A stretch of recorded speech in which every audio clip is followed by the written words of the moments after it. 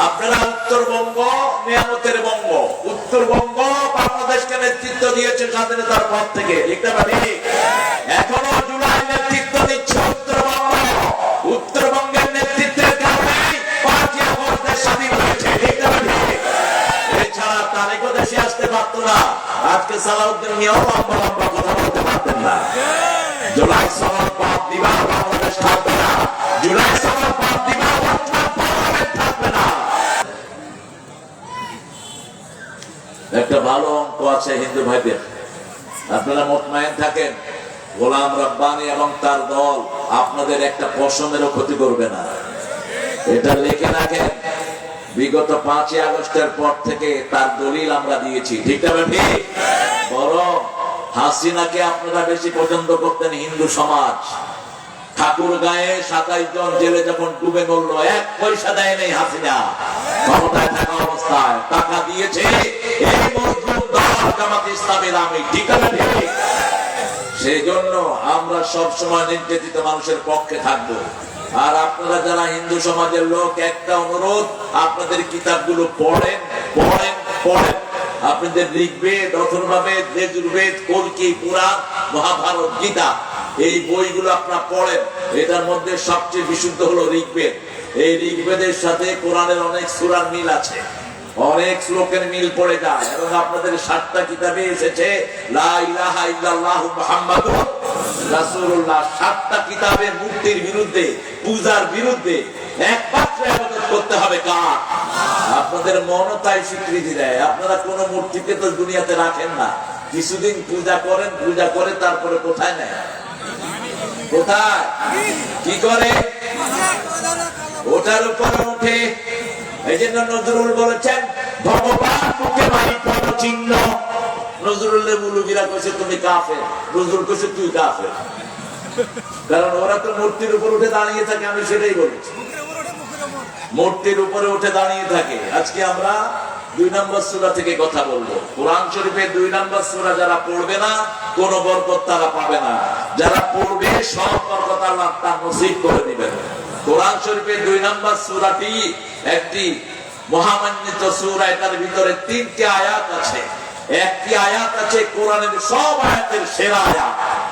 সব আয়াত পড়লে যা সওয়াব না হবে, একটা পড়লে তার চেয়ে বেশি সওয়াব আমলনামায় এসে যাবে। একটা আয়াত আছে যার 2টা জিহ্বা আছে। রাসূল বলছেন ওই আয়াতের 2টি জিহ্বা আছে, যারা ওই আয়াত দৈনিক 5 বার তেলাওয়াত করবে, জান্নাতের মধ্যে তাদের মধ্যে পার্থক্য থাকবে মধ্যখানে মৃত্যু। কোন আয়াত? কোন আয়াত? আল্লাহু লা ইলাহা ইল্লা হুয়াল হাইয়ুল কাইয়্যুম, 255 নম্বর আয়াত। আবার শেষের 2টি আয়াত আলাদা করে ফেরেশতা নিয়ে এসেছে। একটা দরজা খোলা হয়েছে, আগে কখনো খোলা হয় নাই। রাসূলের সামনে বসে আছেন জিবরাইল আমিন আলাইহিস সালাত। হঠাৎ করে একটা আওয়াজ হলো, রাসূল বললেন হস্তানয় দল। কিসের শব্দ? জিবরাইল আমিন বললেন আকাশে একটা দরজা খোলা হয়েছে, আগে এই দরজা কখনো খোলা হয়নি। 2 জন ফেরেশতা জমিনে নাজিল হচ্ছেন, এরা কখনো জমিনে আসে নাই। 2টি আয়াতে কারিমা নিয়ে জমিনে ওই 2টি ফেরেশতা নাজিল হয়েছেন। রাসূল বললেন এই 2টি আয়াত যে রাতে পড়বে, সারা রাত ফেরেশতারা তার জন্য সওয়াব লিখতে থাকবে। এই 2টি আয়াত রাতে যারা পড়বে তাদের সব নিরাপত্তার দায়িত্ব নেবেন কে? সব রকমের হেফাজতের দায়িত্ব নেবেন কে? কাফাতা কাফাতা কাফাতা, enough to save yourself from all calamity। আপনাকে সব বিপদ থেকে মুক্তির জন্য এই 2টি আয়াত যথেষ্ট হয়ে যাবে, বলেছেন রাহমাতাল লিল আলামিন। শেষ 2টি আয়াত খাওয়াতিম সূরাতুল বাকারা, এই শেষ 2টি আয়াত যারা পড়বে তাদের সব রকমের হেফাজতের দায়িত্ব নেবেন কে? দাঁড়িয়ে নামাজ পড়লে যত সওয়াব হতো, এই 2টি আয়াত পড়ে যারা শুয়ে থাকবে তার চেয়ে বেশি সওয়াব আল্লাহ তাদের আমলনামায় দিয়ে দিবে। আবার সূরা বাকারার ভিতরে একটা আয়াত এমন এসেছে যে আয়াতটা রাসূল সাল্লাল্লাহু আলাইহি ওয়াসাল্লাম জাদুকরদের জন্য, যারা জাদুতে আক্রান্ত হয় তাদের ব্যাপারে আল্লাহ নাযিল করেছেন। জাদুগ্রস্ত, জাদু তো আপনাদের এলাকায় নাই, কথা বলেন। আছে? রংপুর, দিনাজপুর, মিঠাপুকুর এগুলোতে জাদু আছে না নাই? যে জাদু করে, যারে দিয়ে করায়, দুইজনই কাফের। কি হয়েছে তোমার? কাকে দিবে টিস্যু? আমার হ্যাঁ, সূরা বাকারা। বাকারা অর্থ কি জোরে বলেন? গাভী। গাভীর আমরা কি খাই? দুধ আর গোস্ত। আর হিন্দু ভাইরা কি খায়? মুত আর গু। মুত আর গু। ভারতে আবার গোবরের চকলেট বেরিয়েছে। ট্রেনে দেখি হাঁটে হাঁটে বেরোচ্ছে চকলেট চকলেট চকলেট চকলেট। মানুষ বলে কিসের চকলেট? গোমা চকলেট, গোমা। হিন্দু ভাইদের কোন কিতাবে গরুকে মা ডাকার কোন প্রচলন নাই, বরং ওনারা যে সমস্ত দেবতাদেরকে মানে এরকম বহু দেবতা শত শত গরু জবাই করে উৎসব করেছে। মা ডাকার কোন প্রচলন হিন্দু ধর্মের ভিতরে নাই। কিছু কিছু এমনি মা বানিয়ে নিয়েছে। আবার ভারত হলো গরু আমদানির সবচেয়ে বড় দেশ। সারা পৃথিবীতে, বিশেষ করে আমাদের এশিয়া মহাদেশে সবচেয়ে বেশি গরু রপ্তানি হয় কোন দেশ থেকে? জোরে বলেন। ওনারা যদি দেবতা না মানতো আপনারা এত গরু খাইতেও পারতেন না। একটা সুবিধা হয়েছে, ওরা দেবতা মানার কারণে ওরা খায় গু আর মুদ, আর আমরা খাই গোস্ত আর দুধ। করোনার সময় আমরা বেশি দেখেছি, দেখি যে ঠাকুর গরুর পাছায় মুখ লাগিয়ে, দেখেন না আপনারা, খাচ্ছে আর বলছে তুম গরু কা বাকার কা বোল পি লো করোনা চলা যায়গা। গরুর মুদ খাও, করোনা চলে যাবে। ও আগে মারা গেছে। গরুর মুদ হলো সবচেয়ে অ্যাসিডিক। এটা যে খাবে তার নাড়ি ভুড়ি সব নষ্ট হয়ে যাবে, এত বেশি অ্যাসিড এটার ভিতরে। এটা পেট কখনো সহ্য করতে পারে না। এটা জমিনে দিলে জমিনের উর্বরা শক্তি বেড়ে যায়, কিন্তু পেটে দিলে পেটের নাড়ি ভুড়ি ধ্বংস হয়ে যায়। আল্লাহ রাব্বুল আলামিন এই সূরা বাকারার প্রত্যেকটি আয়াত আমাদের জন্য রহমত করে নাজিল করেছেন, বরকত করে নাজিল করেছেন। রাসূল সাল্লাল্লাহু আলাইহি ওয়াসাল্লামের একজন সাহাবী রাতের বেলায় সূরা বাকারা শুরু করলেন। হঠাৎ করে দেখা গেল ওনার ঘোড়াটা লাফানো শুরু করলো। বুখারীর বর্ণনা। উনি যত পড়ে ঘোড়া তত লাফায়। উনি চিন্তা করলেন ঘোড়া যদি এমন লাফাতে থাকে, ঘোড়া রাস্তা বলের পাশে আমার ছেলে ইয়াহিয়া ঘুমানো, এই ঘোড়া যদি লাফিয়ে তার গায়ের পর পড়ে সে মারা যাবে। তিনি তেলাওয়াত বন্ধ করে দিলেন। বন্ধ করে রাতের দিকে তাকিয়ে দেখে আকাশের দিকে সারা আকাশ আলোতে ঝলমল করছে। তিনি ভয় পেয়ে গেলেন। ফজরে গিয়ে রাসূল সাল্লাল্লাহু আলাইহি ওয়াসাল্লামকে বললেন, ইয়া রাসূলুল্লাহ, আমি রাতের বেলায় সূরা বাকারা পড়লাম, আমার ঘোড়াটা লাফাতে থাকলো, আমি যত পড়ি ঘোড়া তত লাফায়। আমি চিন্তা করলাম ঘোড়া যদি লাফিয়ে ইয়াহিয়ার গায়ে পড়ে সে মারা যেতে পারে। আমি বন্ধ করে দিলাম। আকাশের দিকে তাকিয়ে দেখি সারা আকাশে নূরের বাতি জ্বালানো। রাসূল বলছেন এরা ছিল নূরের ফেরেশতা। তুমি যদি সকাল পর্যন্ত তেলাওয়াত করতা, সেই নূরের ফেরেশতা সমস্ত মানুষ দেখতে পেত এরা আসমান থেকে নেমে এসেছে তোমার তেলাওয়াত শোনার জন্য। পড়বেন তো সূরা বাকারা। আপনার পরিবারকে যদি কেউ ক্ষতি করতে চায় সূরা বাকারা পড়েন, হেফাজত করে দিবেন কে? ছেলে মেয়ে নামাজ পড়ে না, মেয়েরা বেয়ালা, ছেলেরা বেয়ালা, সূরা বাকারা পড়েন, পুরা পরিবারকে হেদায়েতের উপর এনে দিবেন কে? একটা দুইটা নজির নয়, হাজার নজির। প্রত্যেকদিন সূরা বাকারা পড়েন, আপনার পরিবারে কে ক্ষতি করতে আসবে আপনি নিজে টের পেয়ে যাবেন। কোন কেউ যদি জাদুগ্রস্ত করে আপনার পরিবারকে, সেই জাদুর থেকে আপনার পরিবারকে হেফাজত করবেন কে? রাসূল বলেন যে করে সূরা বাকারা একবার পড়া হয় 3 দিন পর্যন্ত শয়তান ওই ঘরে উকিও দেয় না। ওই ঘরকে কখনো শয়তান কবজায় নিতে পারে না। এইজন্য প্রতিদিন আমরা সূরা বাকারা তেলাওয়াত করব। রাজি আছেন তো? রাজি আছেন? দেখি কে কে রাজি নাই। আপনারা উত্তরবঙ্গ নিয়ামতের বঙ্গ, উত্তরবঙ্গ বাংলাদেশকে নেতৃত্ব দিয়েছে স্বাধীনতার পর থেকে, ঠিক না ঠিক? এখনো জুলাই নেতৃত্ব দিচ্ছে উত্তরবঙ্গ। উত্তরবঙ্গের নেতৃত্বের কারণে 5ই আগস্ট স্বাধীন হয়েছে, ঠিক না ঠিক?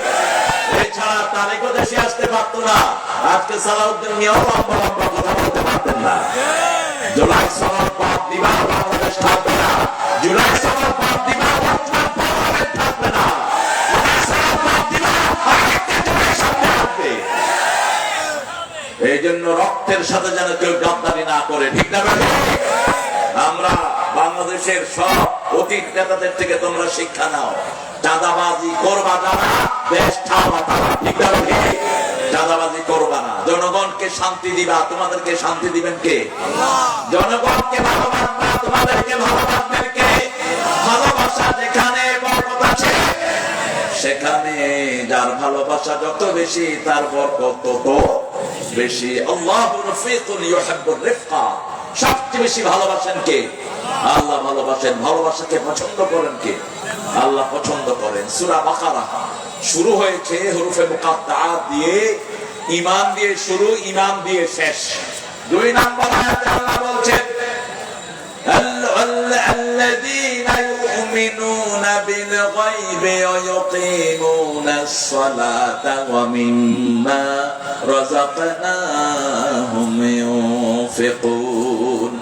আল্লাহ রাব্বুল আলামিন বলেন গায়বের প্রতি ঈমান আনবা, আর নামাজ কায়েম করবা, আল্লাহর রাস্তায় খরচ করবা, 4টা গুণ একসাথে কায়েম করবা, তাহলে ইসলাম কায়েম হয়ে যাবে। কার কথা? আল্লাহর কথা, ঈমানের কথা। প্রথম এই সমাজে একজন লোক বলেছেন, বাংলাদেশের প্রেসিডেন্টের মধ্যে একজন প্রেসিডেন্ট ঈমানের কথা বলেছেন। বলেন তো তিনি কে? জোরে বলেন। আল্লাহর উপর অবিচল আস্থা ও বিশ্বাস, ঈমানের কথা বললেন। তার আজকের আমাদের প্রধানমন্ত্রী, তোমার আব্বার আদর্শের কথা তুমি বর্ণনা করো।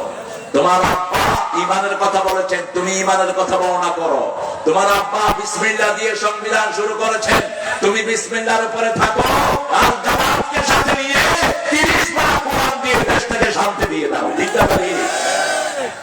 আমরা অন্য কিছু চাই না। মন্ত্রিত্ব করার কোনো খাহেশ আমাদের নেই, এমপিত্ব চেয়ারম্যানিত্ব করার কোনো খাহেশ আমাদের নেই। আমাদের চাওয়া একটাই, পার্লামেন্ট চলবে আল্লাহর আইনে, ঠিক না? কোরআন ছাড়া আমরা পার্লামেন্ট চলতে দেব না। রাজি আছেন তো আপনারা?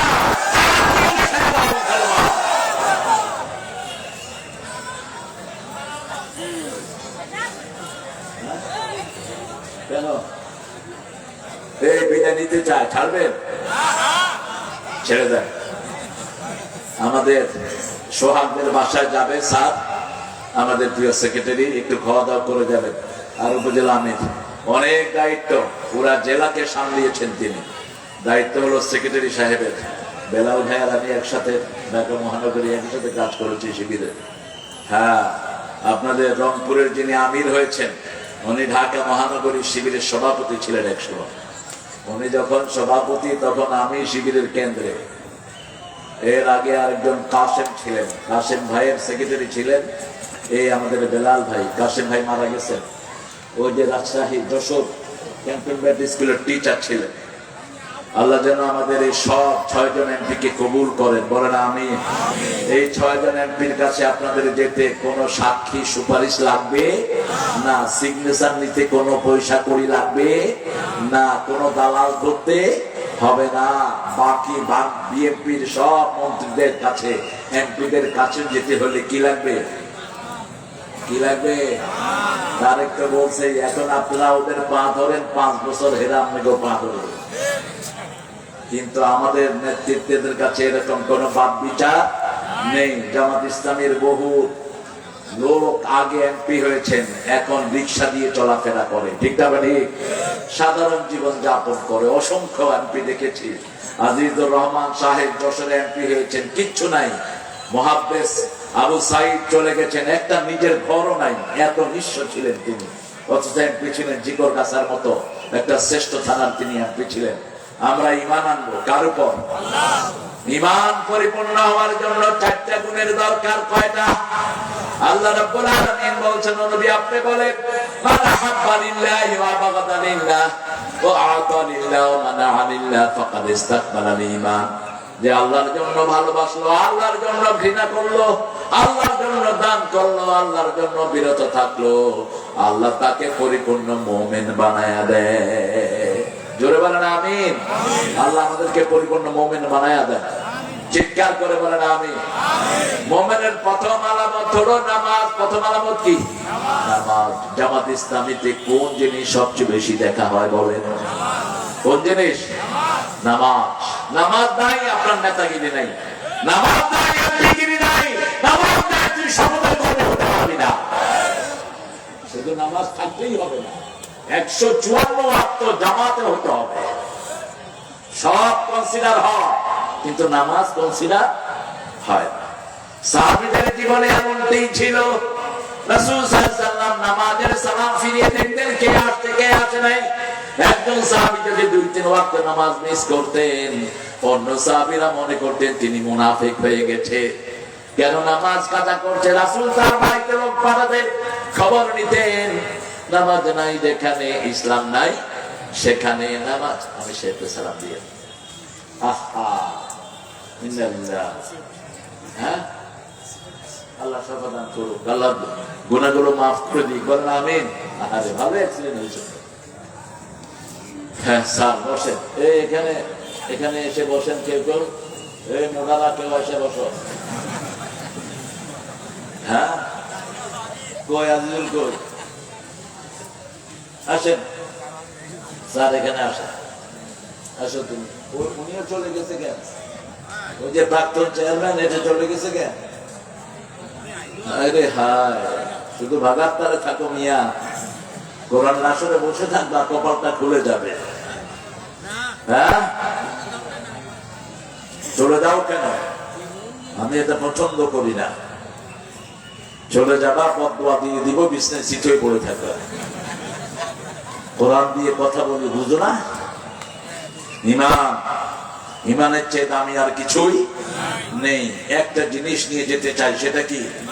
আরো চিৎকার করে বলে ইমান। ইমানের জন্য যদি মৃত্যু হয় সব ভালো, ঠিক না? ইমান রক্ষা করতে গিয়ে সব হারাবো, কিন্তু ইমান হারাতে পারবো না। রাসূল বলছেন কিভাবে ইমান হারায় শুনো।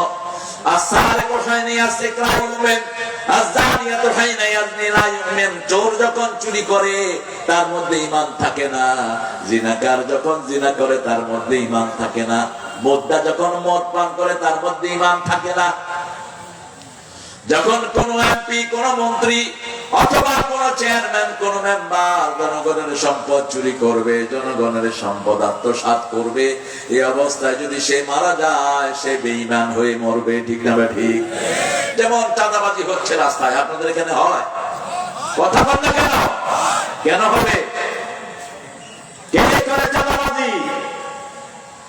গোলাম রব্বানী এমপি সাহেবকে বলে এগুলি কেন করে ঢুকায় না? কোন চাঁদাবাজি হবে না, কোন রিক্সা চালকের থেকে চাঁদা নেওয়া যাবে না, ঠিক না? যেগুলো চাঁদা নেয় এগুলো হারাম ভোট, যেগুলো চাঁদা নেয় এগুলো চোর, এগুলো কি? যেই নেতাকে মারা দেয় ওই নেতা চোর। এই চাঁদাবাজি অবস্থায় যদি নেতা মারা যায়, নেতা ইমান নিয়ে যেতে পারবে না। চোর যখন চুরি করে তার মধ্যে ইমান থাকে না। একজন লোক ছিলেন, তিনি এসে বললেন হুজুর আমি চুরি ডাকাতি যা করি আমার ইমান কিন্তু কেউ নিতে পারবে না। হুজুর জিজ্ঞেস করলেন কেন? কয় আমার নাম হলো ইমান আলী। তোমার নাম ইমান আলী হোক আর সেরাগানি হোক, তোমার মধ্যে যদি চুরি থাকে তোমার ইমান থাকবে না, যদি ডাকাতি থাকে ইমান থাকবে না, যদি নেশা থাকে ইমান থাকবে না, যদি মদ খাওয়া ইমান থাকবে না। কোন মেয়ে যখন বেপরদিগিতে বের হয় তার মধ্যে ইমান থাকে না।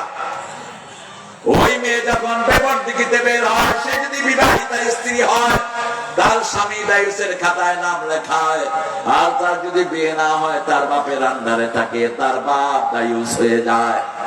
এই জন্য কোন মেয়ে ক্লাস 5 এর আগে আগ পর্যন্ত যতটুকু কি করবে, 7 বছরের পরে তাকে মাথা ঢাকতে হবে, তার সৌন্দর্য গুলো ঢেকে রাখতে হবে। এটা কার আইন? আল্লাহর আইন। লা তাযাহারু যিনাতাকুম, ডোন্ট এক্সপোজ ইউর বিউটিনেস। তোমার সৌন্দর্য তুমি প্রকাশ করো না, সব সৌন্দর্য তুমি ঢেকে রাখো। চেহারা ঢেকে রাখবা, মাথার চুল ঢেকে রাখবা। আমাদের কিছু কিছু হুজুর বলে চেহারা খোলা রাখা যাবে। আচ্ছা বলেন তো, একটা মেয়েকে বিয়ে করতে আসলে পুরুষেরা কি দেখে? কথা বল না কেন? কি দেখে? বলে ও ভালো, ও দেখতে সুন্দর। কি দেখে? কি দেখে? শুধু